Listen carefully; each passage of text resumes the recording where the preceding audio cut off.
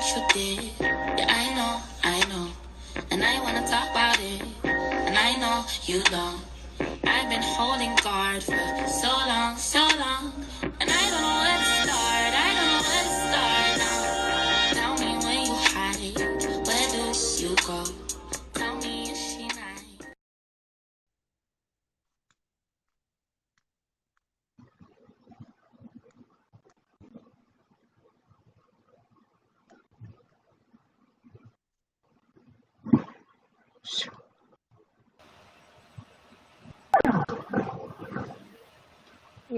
Hello, ladies.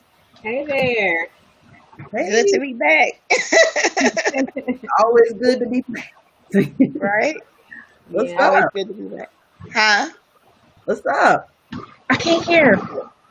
You can't hear TNT? We can hear you, Monique. You can hear me? I can hear everybody. Ooh, let me get closer to the screen. Can you hear me now? Can you hear me now? Yeah, I can hear you just fine. I just want to make sure everybody else can hear you. Awesome. So, welcome to Dope Chycks Collective Podcast, where we talk about issues that affect us in our community. And today we'll be talking about communication. How to communicate effectively and in love with each other. So I'm going to start out with a piece and we're going to jump into the discussion. Can I talk to you? Can I be vulnerable? Can I be open? Can I be honest? Can I talk to you? Will you be vulnerable? Will you be open? Will you hear me? I need you to hear me. And that's that piece. Now, don't tell me you just did that in like 2 minutes again. 1 minute. Oh, my goodness. My goodness. Big stuff right there. On point. I swear to you, Shannon and I were just talking about that, and a lot of what you said was just like points we were making. So I'm so glad that you said that, and that's really where we need to start. Can I talk to you really means, can I trust you, right? And to say that is to say, can I be vulnerable with you? Will you be vulnerable with me? Why is that so hard to do? Why is it so hard to tell your truth or to say how you really feel? And a lot of times it comes down to trust. Right. You know what? And the other side of that coin, Nicole, TNT, I always want to call you just TNT, so here's the thing, like I went to counseling one time, right? And I was all like, I don't trust people. People do this to you. People treat you that way. I can't trust anybody. And ultimately, at one point, this counselor, this doctor says, is it other people you don't trust, or is it yourself you don't trust? And I was so mad at first. And I was like, trust myself. I'm the only one I can trust. What does he mean? What is she talking about? Like, I was pissed. And then, like, the more and more, like, as the week progressed, like, that just set into me. And I was like, okay, I guess that's true. Because if I trust myself, then I shouldn't be worried about the outcome. I should know that whatever happens, I got it, or that I can manage, or that I'll figure it out, or I'll survive it, or whatever. So trust is a double-edged sword. It's not just, do you trust the person to receive what you're telling them, but do you trust yourself to be able to handle the response, or to be able to release or be vulnerable and say those things? So, yeah. I can profound. I would say also to add to that, Shannon, people naturally disappoint, right? Humans just disappoint because we're human. We make mistakes, right? So what I try to tell myself, like, as far as trusting other people, is like, I can't have the expectation that you're going to do what I would do in this situation. That's first and foremost. It's not fair for me to put my expectations that I would have for myself on someone else. Mm-hmm.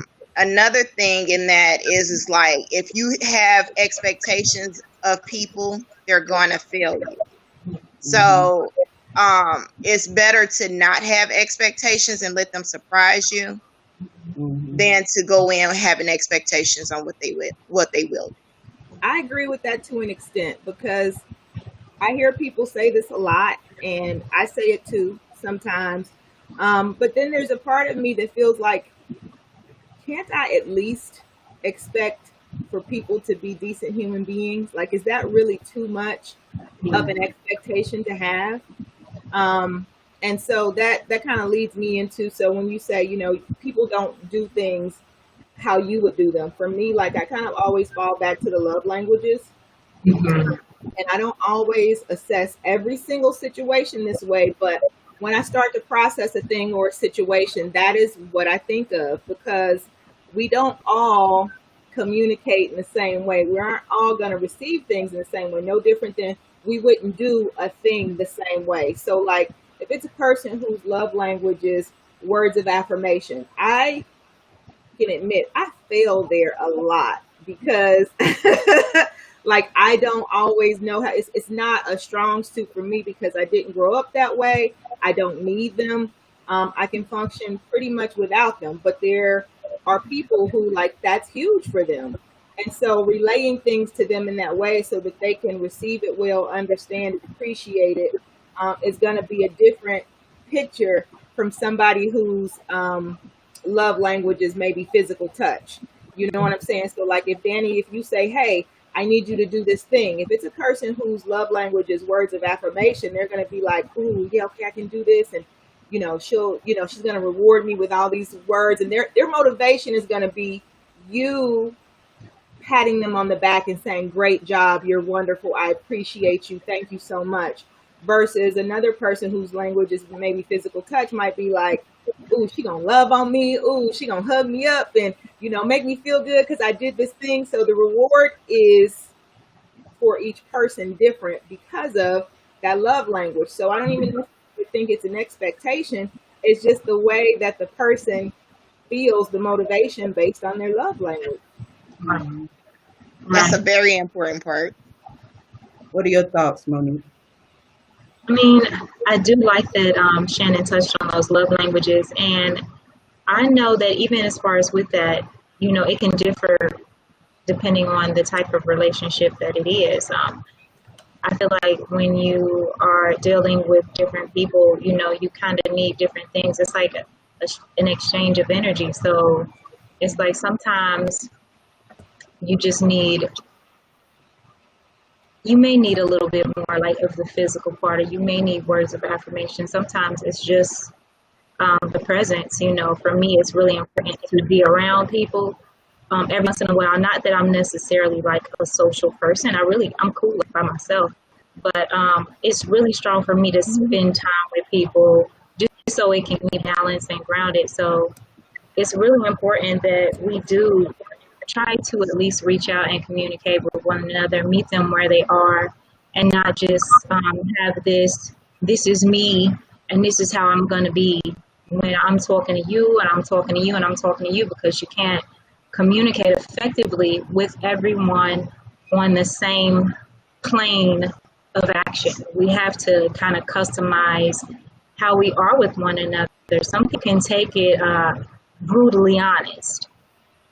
Some people, you may have to be a little bit more genteel. So, I think you just always have to be mindful and know your audience. I agree. That is true. Yeah, I agree as well. Yeah, I want to just say real quick that I always thought it was a trait of mine just to be able to get along with so many different people. It's people that say all the time, like, I don't even know how you deal with this individual. I don't even know how you... And I just, like what you were saying, just get a read of people. I like to listen, and I really try to read and figure out people. And that is key because everyone isn't the same. and the way you approach people, the way you talk to people, you have to be thoughtful about those things. And so I guess my capability to be able to deal with all different types of personalities and different individuals is because I try to apply that, that everyone is an individual and thoughtfulness, and really try to get to know, just like Shannon was saying, their love language. If you be around a person enough, they will show you. They will, they don't necessarily have to tell you, but they'll show you how, they appreciate love, they receive love, or they give love. So I think that was really good. So, any other points there, or should we move on to the next question? I think we're good to move on to the next thing. I think we had some really good dialogue there. All right. Well, next question is, how do you live together with someone and still be so far apart? And that question kind of comes with the idea of, like, we get into our, monotonous routines and we're just moving and going. And sometimes we forget to pause for those who really need us. I had a situation like that, like a few days ago, where my kids were outside playing with their friends, and then they came in and they were explosive, like, I hate you, and this and that, whatever. They were angry. And so I had to, like, wait a minute. But I could see in my son's face, that he was almost on the verge of tears, and that wasn't anger, that was rage. And my daughter was huffing and puffing. So I was like, hold on, go upstairs, we got to talk. And, I just basically told them, understand everybody's frustrated. It's been tough being together like this or whatever, but what we can never do is say we hate each other. This is our family unit right here. Nothing matters out there more than what's in here. Right. So words matter. Yeah. And what we will never do is say that we hate each other. We're family. We're a unit, And then secondly, I had to teach them how to communicate, because clearly there was a breakdown. And they're expelling emotions. They're in pain. They're hurting each other with their words, right? And so I basically, explained to my oldest, Jordan, or my oldest son, that, when your sister come in and she's just tapping the table, or she's just doing, what she's really doing is trying to get your attention.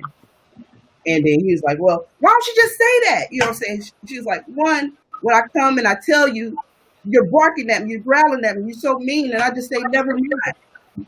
And then, he's like, well, I don't do that all the time. And I'm just like, Jordan, listen to what she's saying.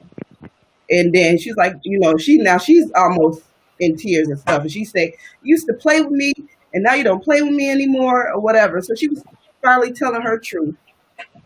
And with him, he was just like, I do play with you sometimes, but I can't always play with you. And so I was like, see here, listen, now we got something, right?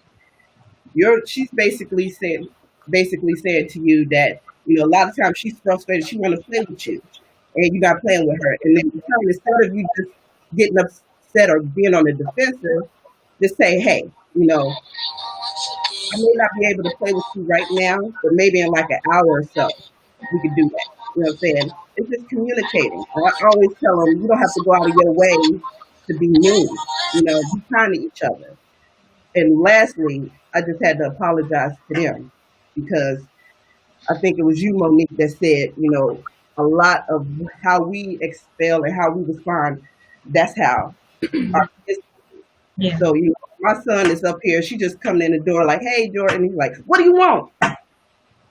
I see myself, I'm up there doing my work, getting ready for something. They just like, hey, Mike, what do you want? Mm-hmm. And, I have to have patience.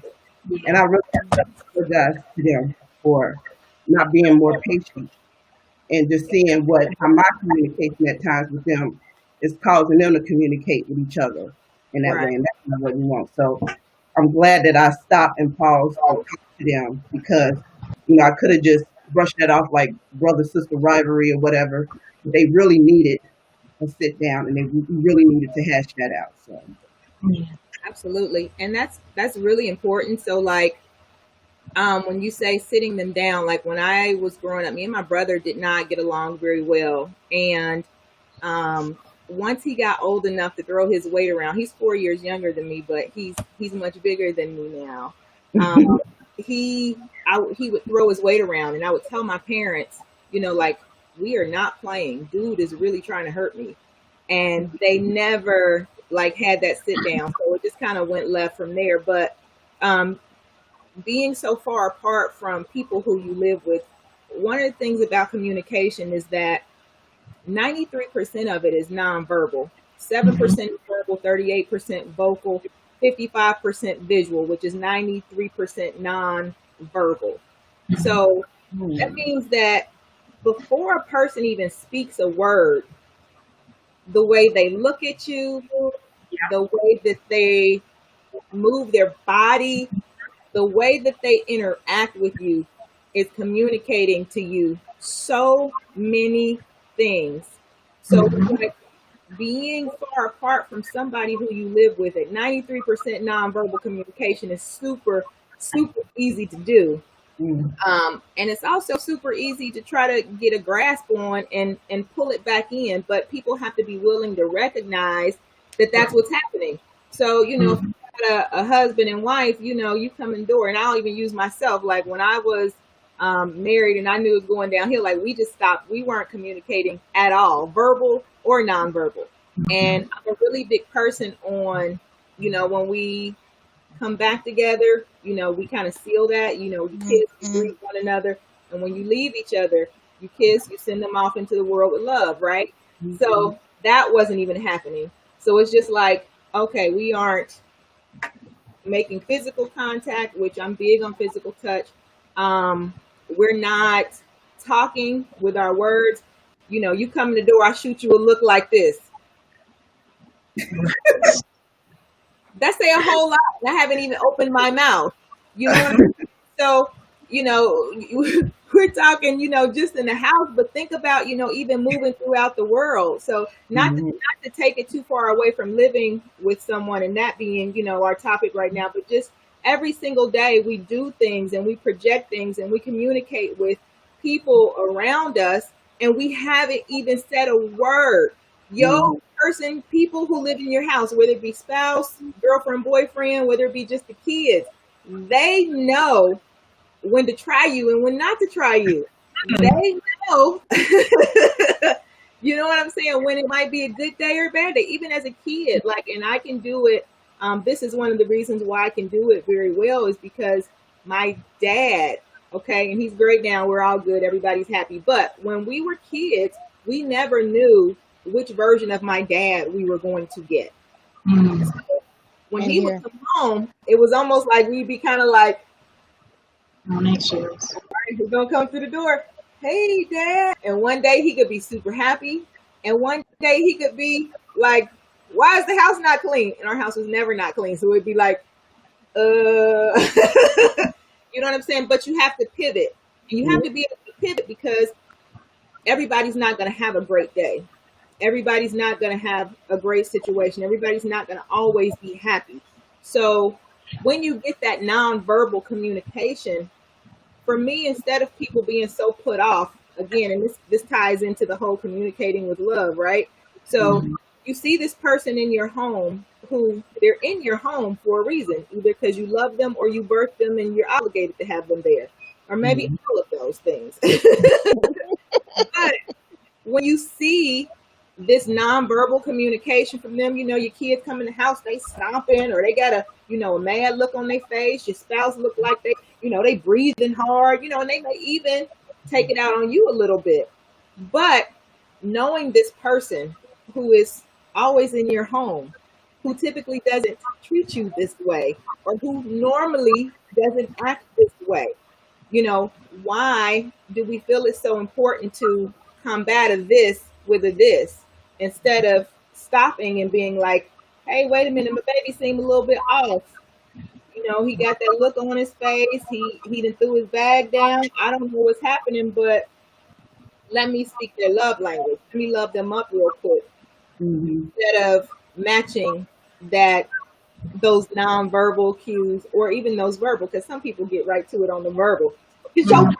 You know what I mean? Like, I don't, it's not me, but that's what some people do. So yeah, so that's my piece on that.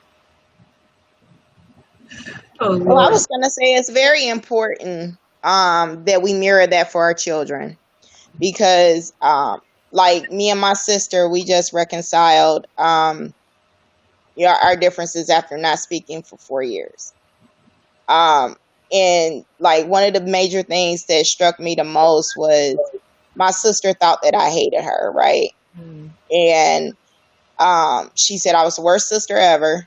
And it kind of made me take a step back and be like, at first, of course, I was offended, right? Because I'm like, worst sister ever? Like, it ain't no worse than me. Like, I'm it. But how many And sisters so- have you experienced? Right. I'm like, really? So after I took myself out of it and kind of put myself in her shoes, what I realized is what she was talking about was basically things that I had learned from our parents on how to communicate with each other, and how I learned how to be a big sister from my big sisters. You know what I mean?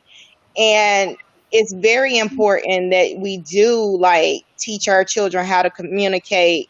That way, you know, they carry those things onto their other relationships, their sisterhoods, their sister brotherhood, whatever, their friends, how they parent their children.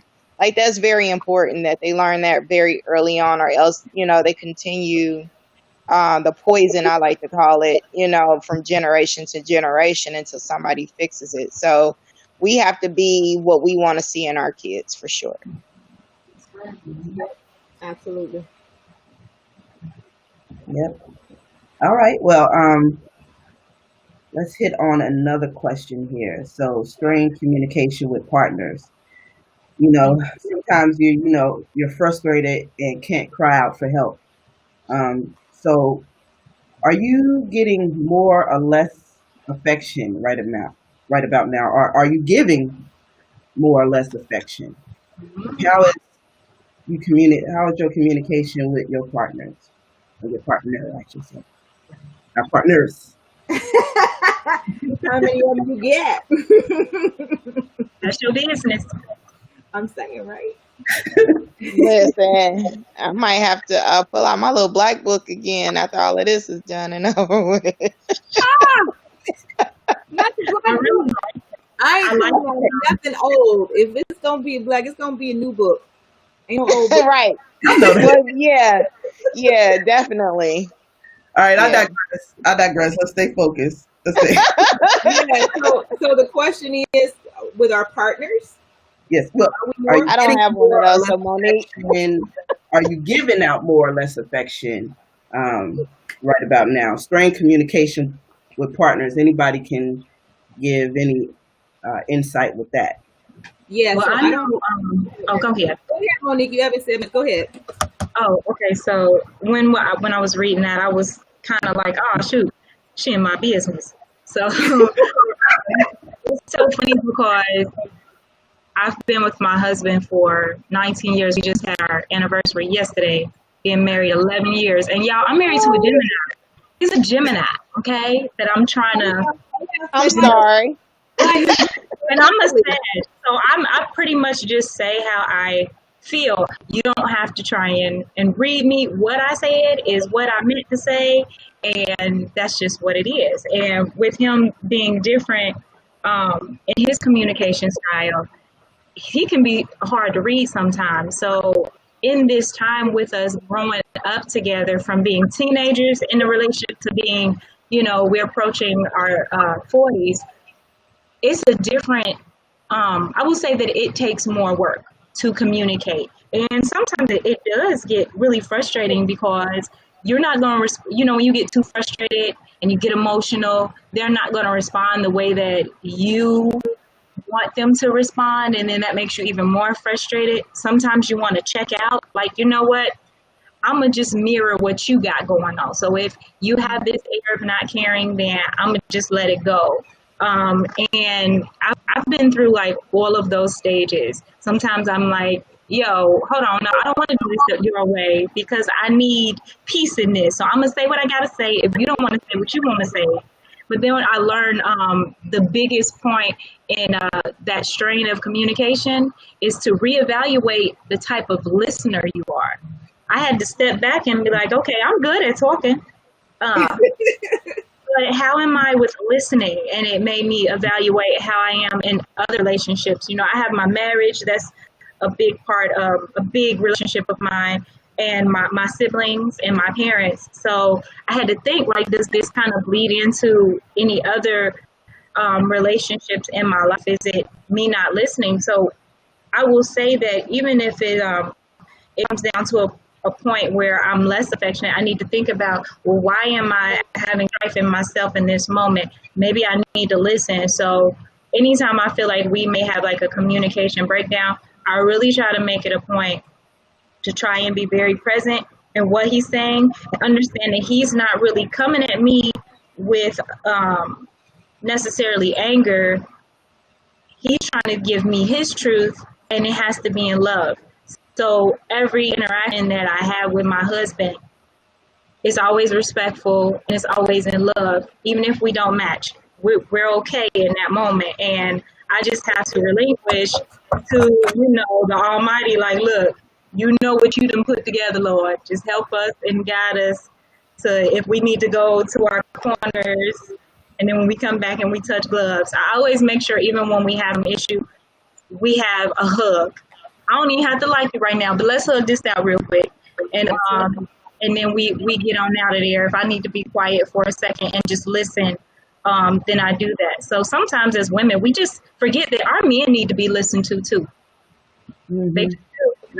Mm-hmm. And Monique, you touched on a couple of important things with the giving. And so like the question is getting and getting, right? Yeah. Which is important because number one, communication is the imparting or exchanging of information or news, right? So sometimes when people think of communication, like I recently was talking to a guy and I would tell him over and over, like, I love how you communicate with me, but it was only the one piece. It was the outward piece. So he would say what was on his mind, which was great, but he couldn't always receive what I said back.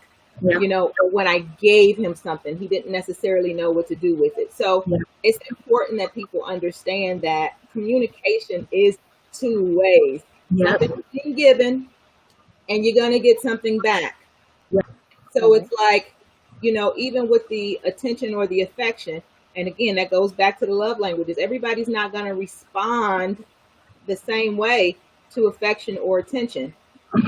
And like for me, so like acts of service is my first big one, and then physical touch and quality time kind of go hand in hand, go neck and neck as my number two. So it's like if a person gives me affection or attention and then it's not there, for me it's like, what happened? What's wrong? Is it because I don't like that's the thing that you can fake, but I mean, I guess you can. Anybody can fake anything.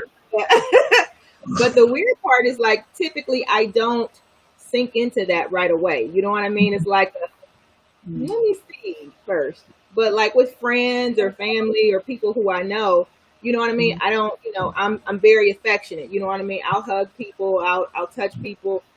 It's weird. Like even with like my parents, like, cause we weren't affectionate when I was growing up. So we don't have that sort of magnetic affection, but it's like, oh, right. You are my mom. I guess I'll hug you. You know what I mean? Like, but it's like, so again, when we talk about communicating these things and, you know, giving this effect, everybody doesn't like affection, number one. Right. So you could really be putting somebody off by giving them affection or being touchy-feely because they may have some trauma that causes them to recoil or respond negatively to. So that's nonverbal, right? You know, you go to reach out to somebody, you have to be willing to receive. You can't just give and be like, oh, well, I touched them in a loving way. Yeah, that's what you gave. That's what you put out. But what they received was not that same thing. And you have to be open to the receiving part because it's not always going to look like what you want it to. And so that person may recoil when you touch them. It may not be personal, But when you feel that, don't say, well, what did I do to you? Or why you acting like that? How about does that bother you in some way? And right, be willing to listen and wait for the answer, because it may have nothing to do with you.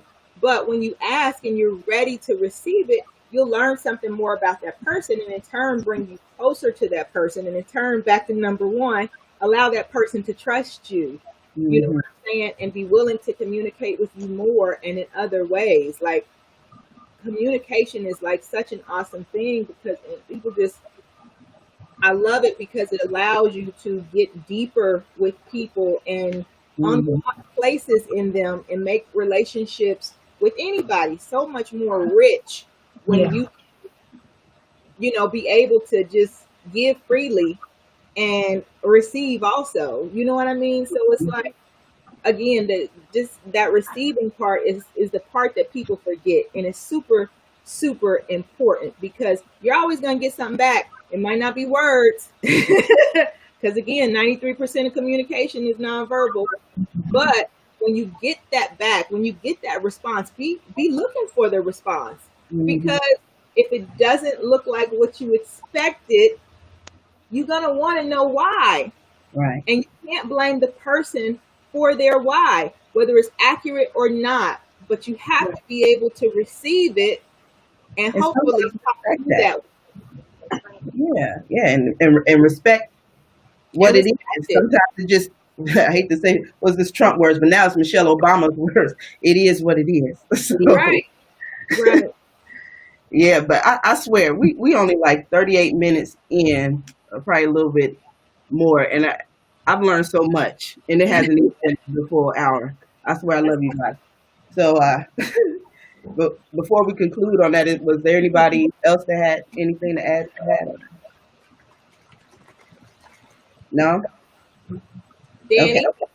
Danny, you don't have nothing to add? Because we got to get down. What you giving me? You're doing more or less right now, Danny. Huh? Standing up here, shooting up real quick. We just hear like pupils and stuff like, okay. Good stuff. All right then. Let's see if you can handle this one. Round 3. In the age of ADHD. How to get and keep your children's attention. I have ADHD. Y'all. This is the ADHD age. How do you get and keep their attention?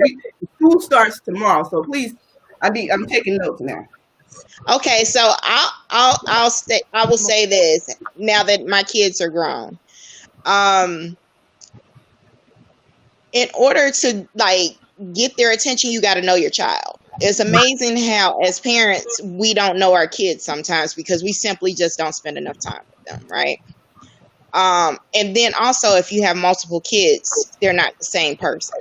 So you have to know each individual as a person. So just like you would have to learn like my love language, if you were in a relationship with me, you have to know your kids' love language.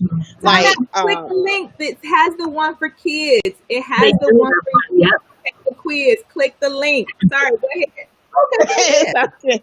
So just like, we have our love languages, they do too. Some kids, they got to have that affirmation. Some kids got to have that physical touch. Some kids got to have that gift. It's different, just like it's different for us, it's different for them as well. And I think even for my kids, they didn't understand that growing up because they would be like, okay, well, you got such and such something for doing X, Y, Z. Why didn't you do that when I did this? And I'm like, well, you're all different. And I notice what you appreciate the most, as far as like when I give you things or how I gift you things. Like one of my kids was just a hugger. She just loved being under me and just loved the fact that I was proud of her. And if I said I was disappointed, that was more than enough discipline in itself. Whereas I could tell my other daughter I was disappointed and she'll look at me like, I don't give a damn. You know what I'm saying? Be disappointed. I did what the hell I wanted to do. So that didn't work for her. Like I could tell one I'm disappointed, but that wasn't going to work for the other one. So I guess that's what I had to add for that. That's good stuff. Yeah, I agree. I agree with you, Danny, like in knowing your kids. And I think ADHD, I don't know, I know it's a real thing, and I know that it's affecting a lot more kids now. It affects a lot of adults. But it's like, Valerie, I was like, yeah. How do you get and keep their attention? It's like, number one, are you trying to get it? Because, you know, in this age of ADHD, there's also this age of a lot of technology and ways to keep them busy. It really is a turnoff for me. And I get it. I know why. I know the why, but it's a turnoff for me. Like when I see somebody pushing like a little stroller or something, and the baby is like 1 or younger and they're holding a tablet, like, or a phone, like, I'm just like, my mind is blown. And it's like, oh my gosh, no, don't feed them that. Don't feed them that. Let them see the world. Let them see real life stimuli.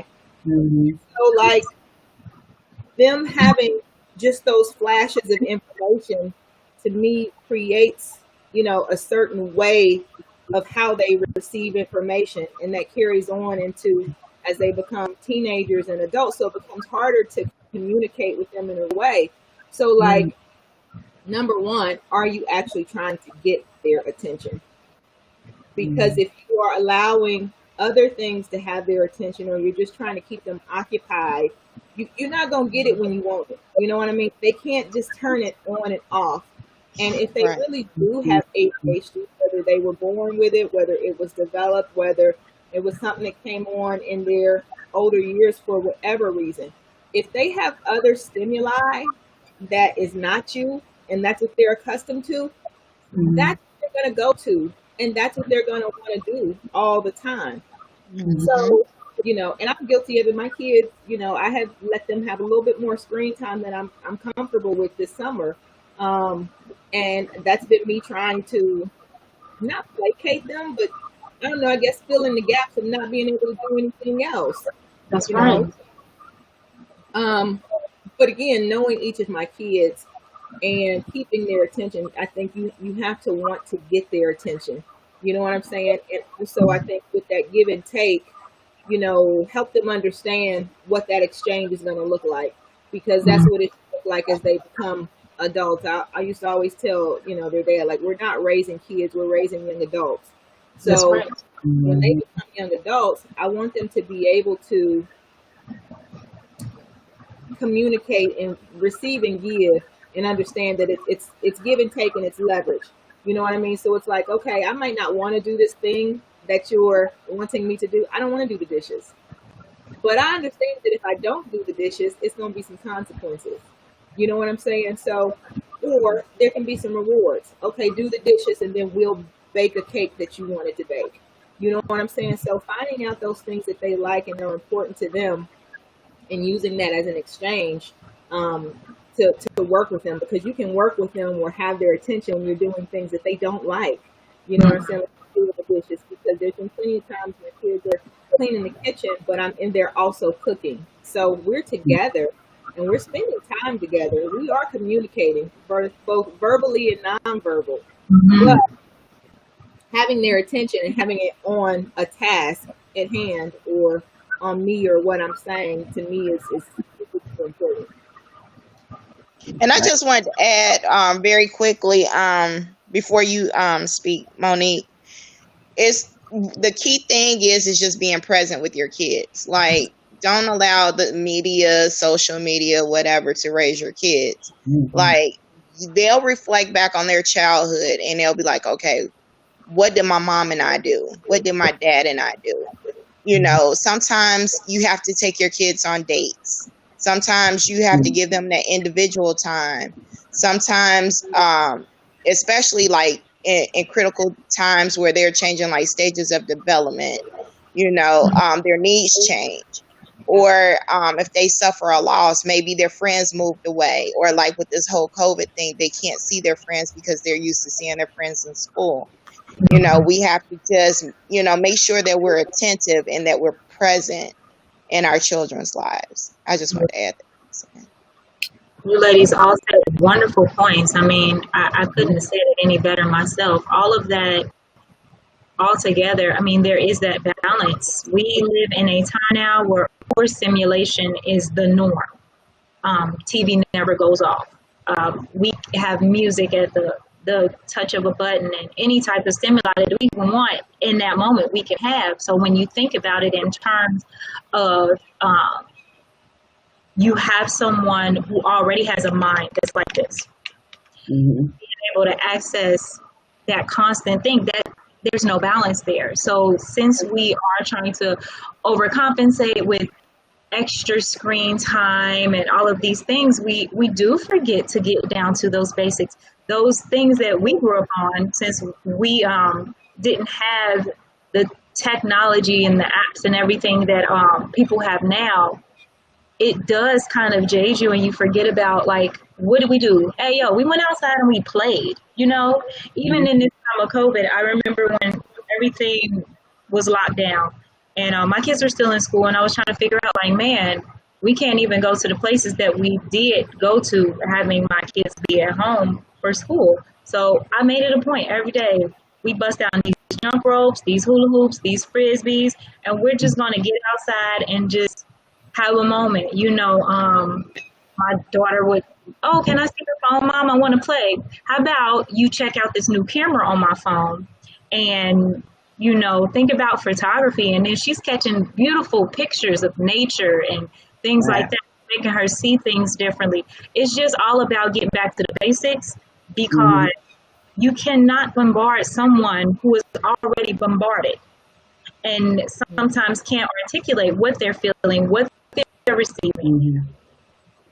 Keep bombarding them with that. You have to be able to some downtime. I feel like it's pivotal, of course, with routine and things like that. But I feel like even you don't have ADHD, but just the fact that we do that to ourselves. We are consuming things that, since we don't go to sleep, now we're drinking, 5-6 cups of coffee or soda or a Monster drink, or all of this stuff that we're doing just to kind of survive.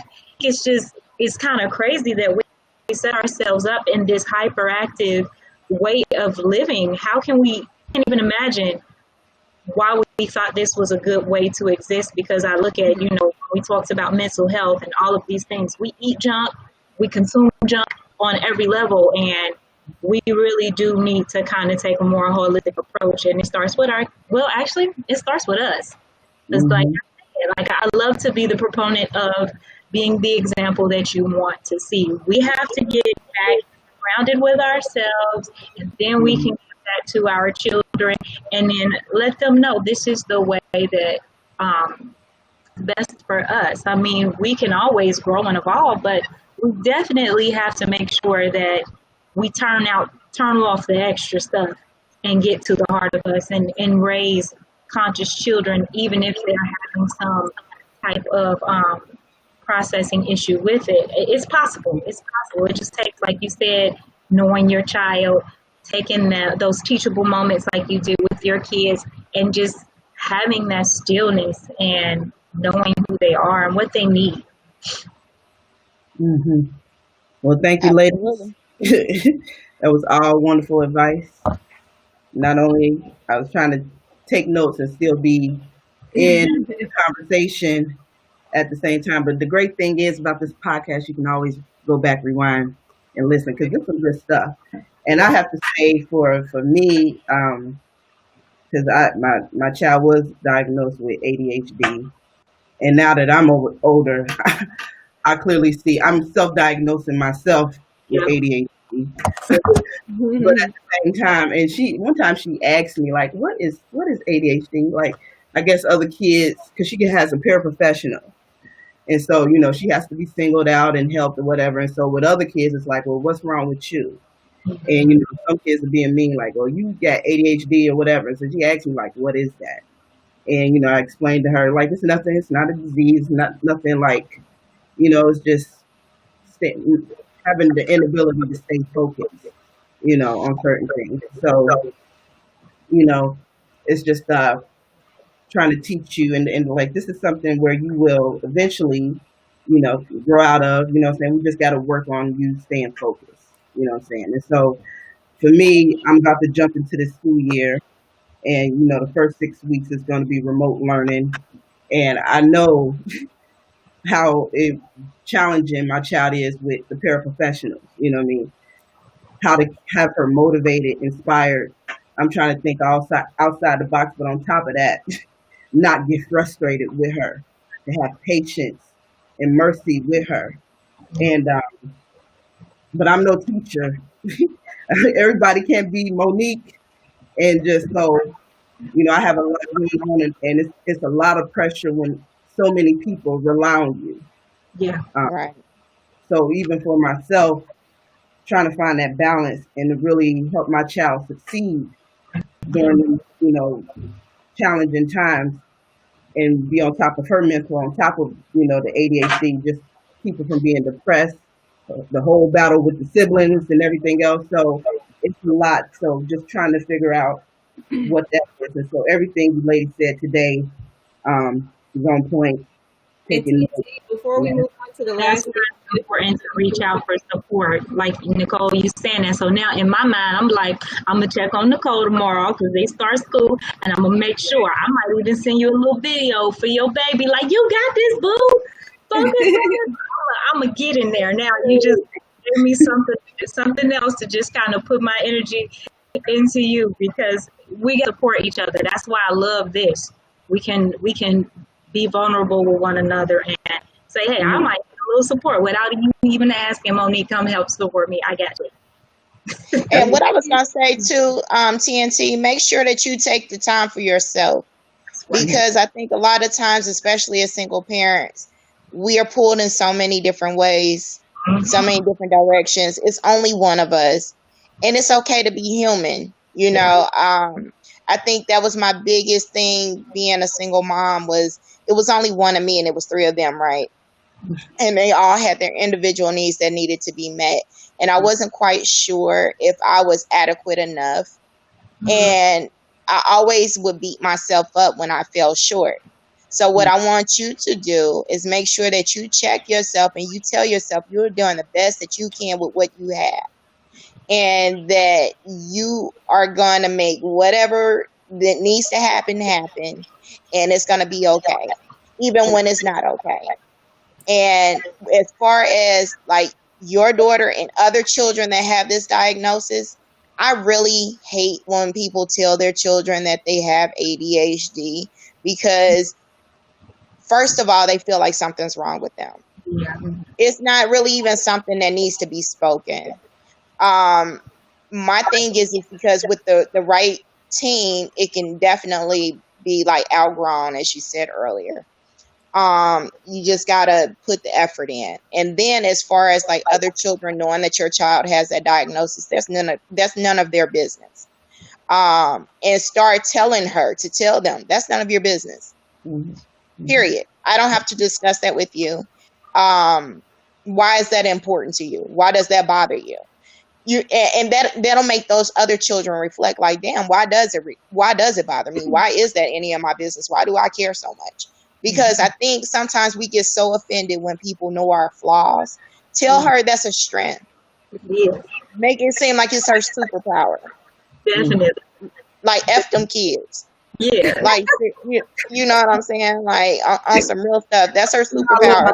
Don't you let them do that to that baby. I fight kids. So if you need me, I'll show up. Hilarious.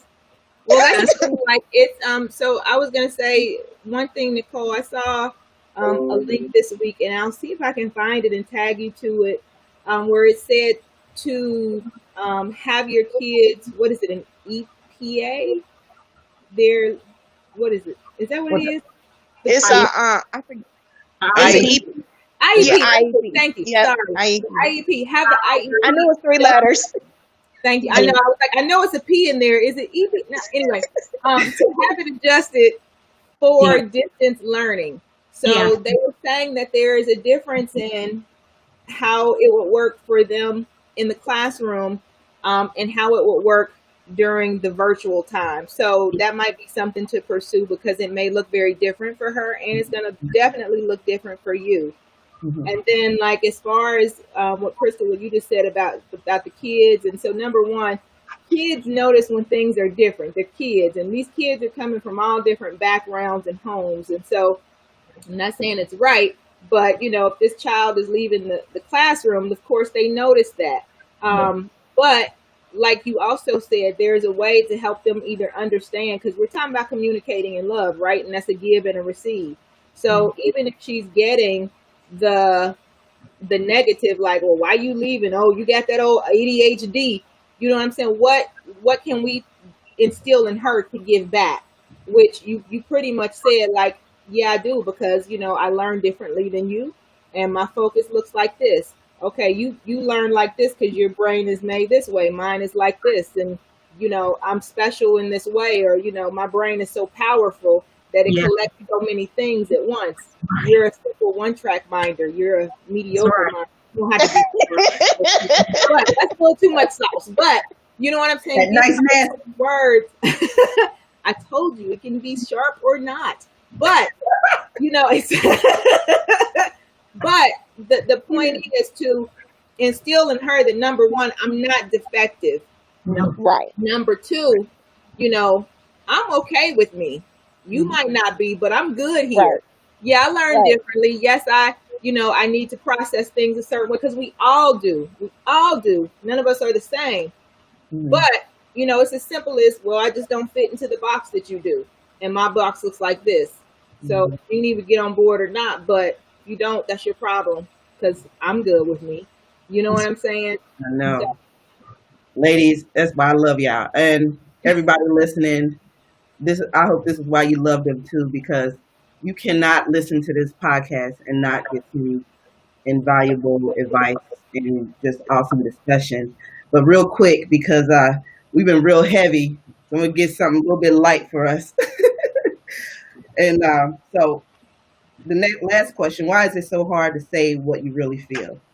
And the example, you know, Danny and I was thinking of in this respect is, are you honest to yourself and others when something is wrong? And so we know the whole Megan Thee Stallion thing. She just was on an interview and basically just shared that this gentleman, or I shouldn't say gentleman, this guy shot her. Danny, you know the story. Can you kind of get us? Yeah, so basically in a nutshell, like we had all suspected for weeks, Megan just recently came clean on, I think it was Instagram, letting people know that it was indeed Tory Lanez that shot her in the foot, not once, but several times. And he did it actually for no reason. And is there ever a good reason?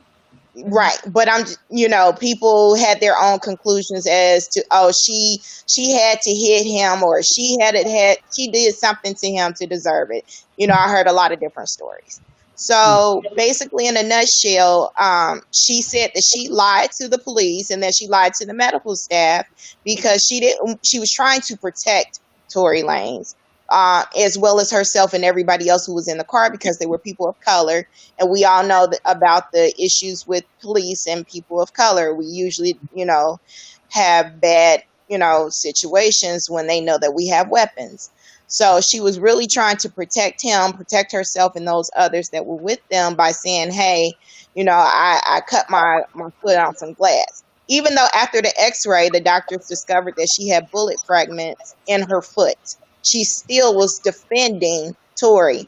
The only reason why she came out and said anything because Tory Lanez's publicist and other people were making up stories, were lying on her, and she was simply trying to protect him. And I had posted something on my page the other day. I said, Black women often lie for Black men every day. And what do you gain from this, sis? Because it happens with domestic violence. Like, I think Keke Palmer also had a situation where she was being sexually assaulted and she hid in a closet instead of telling people what she was going through. And I think that's just the story of a lot of Black women. We always sweep things under the rug when we are molested by our uncles and by our pastors. We don't say anything. We keep those dirty little secrets, and we make it seem like it was our fault.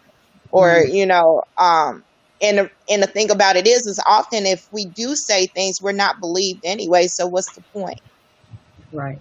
So, I mean, if everybody want to give their perspective on that as well. My perspective is this, and how that relates to the question, why is it so hard to say how you feel?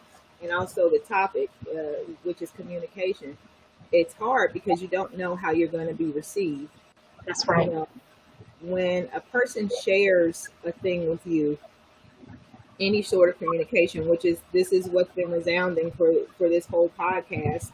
Again, it's give and take.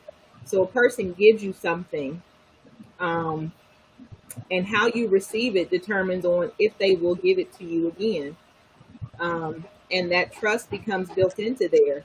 So if a person gives you their darkest secret and you go tell the world, and they weren't ready for you to tell the world, that does not feel good. Or if somebody tells you they were hurt and they receive negativity, if they receive, you know, hate in return, if they receive jealousy in return, anything that's not positive or, you know, in support of that person, that's going to cause them to not do it again.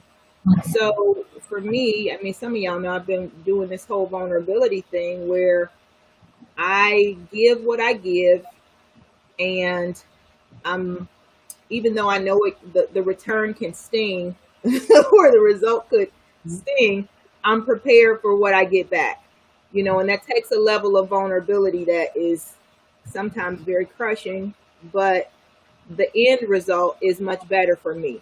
Now, I'm not going around to every single person I met like, hey, stranger, I'm PMS. How you feel about that? You know what I mean? But it's just like being able to release and see what I get in return and being okay with it, because again, number one, I trust myself. What can this person do for me, hurt me with, take me? God, they can't do anything worse to me than God can. So God's got me. So I'm not even worried about it.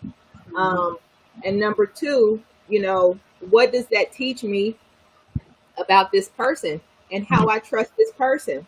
Because again, that's why it's so hard, because people they either don't want what they're going to get back, or they haven't gotten to a level of vulnerability for themselves where they aren't as worried about what they get back.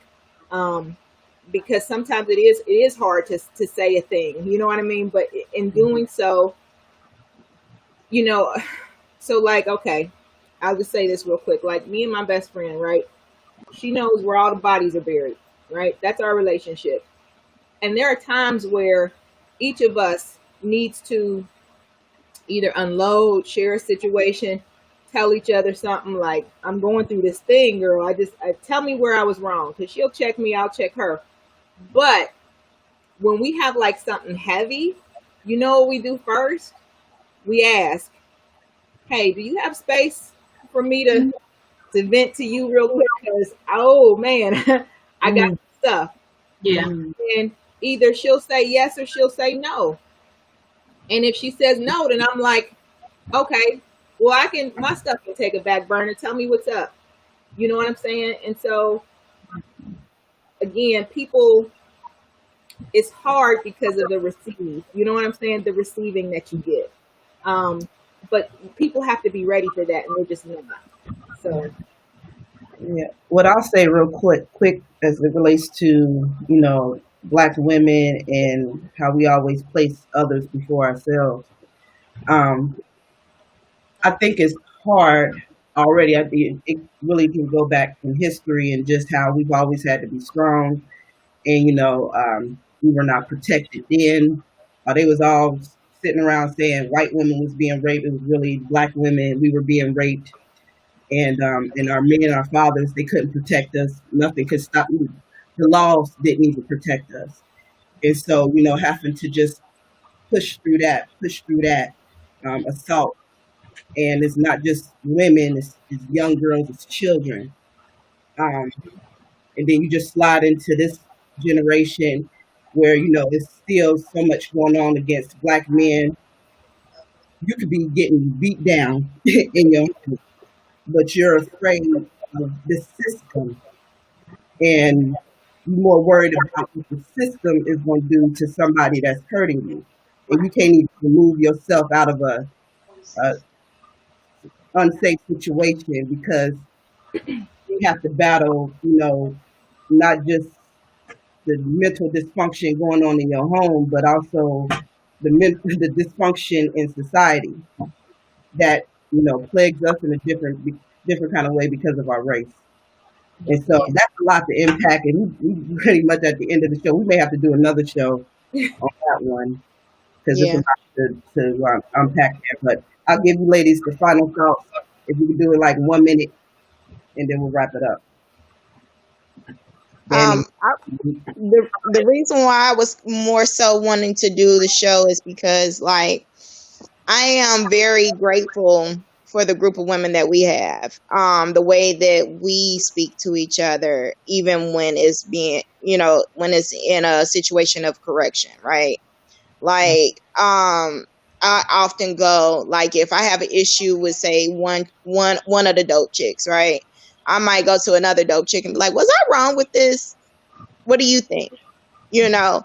And at that point in the game, I'm asking for you to give me feedback. So therefore, I'm giving you permission to critique me and tell me, hey, that's not a situation where I want you to fluff my pillow and be like, nah, girl, you was good.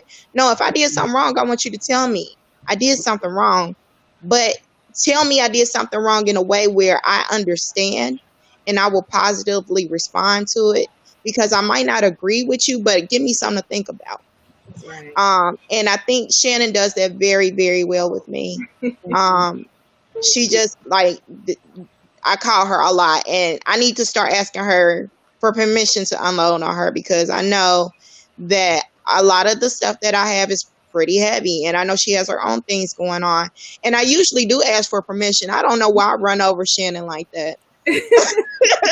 But I just, you know, I appreciate, I appreciate, you know, just being able to do that. I mean, I think I go to all of y'all with different things for different, you know, like, hey, what do you think about this? Or how do you feel about this? Can I get your feedback on this? And thankfully, you know I can go to you guys for that, but not everybody has those people. So what my advice would be for those who are listening, who are watching, you know, just make sure that you have a solid circle of support around you. And if you can't confide in the people around you, you need to change your circle. Mm-hmm. Word of the day. My final thought is that, and I'm going to say this to myself as I said to you ladies, but just definitely making sure that you feel worthy. Because if you don't feel worthy, you feel like your feelings aren't valid. So just knowing that, honey, you are worthy.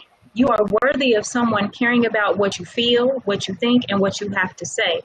Mm-hmm. And therefore, having that, when you feel worthy, you have the confidence to be able to be convicted, to stand up for yourself and to stand in your truth. And that strength allows you to be vulnerable. It allows you to be open, to receive, and to give from a place of love. And that's what we should all be trying to connect with from the heart, and not cowering and sitting back and trying to protect each other with lies and mistruths. We have to know that what we feel, what we think, what we have to say is worthy of someone to listen. That's right. I love that. Yeah, that's beautiful. That's powerful. Yeah, I love that. That's I'll piggyback on that and let that be my final thought as well, because you hit the nail on the head, and that's really what it is. For me, I'll admit sometimes it doesn't always come out the best way because I'm human, but it has a physiological effect on me when I carry my emotions and don't express them. And you hit the nail on the head. Like, if I have issue with anybody, I'm taking it to them. Because I need them to know and I need them to understand, especially if it's a person who I'm going to or want to have in my space for longer. than that moment. If it's a person I never see again, maybe, maybe not, but I still want to drop a little jewel on them. You know what I mean? But it is important that if that person cannot receive or cannot take or understand that I am human, I do have feelings, and these are what they look like, then that's not a person that I need to be around, because I am worth it, and I should not have to sit through my days in anguish because I can't share how I'm feeling with a person. Right. So, yeah, that was great, Monique. Well, I guess we have to wrap it on up, Danny, so I'll let you take us away. Well, thank you for watching Dope Chycks Collective Podcast today. I hope that you've learned something, that you were able to take something with you. If you have any topics or concerns for a future show, make sure you reach out to us. You can find us at dopechckscollective@gmail.com. And you can submit your questions, or even in the comment section on the videos, we can reach out to you and even bring you on as guest on the show. Mm-hmm. Take care. Have a great day. Bye. Bye.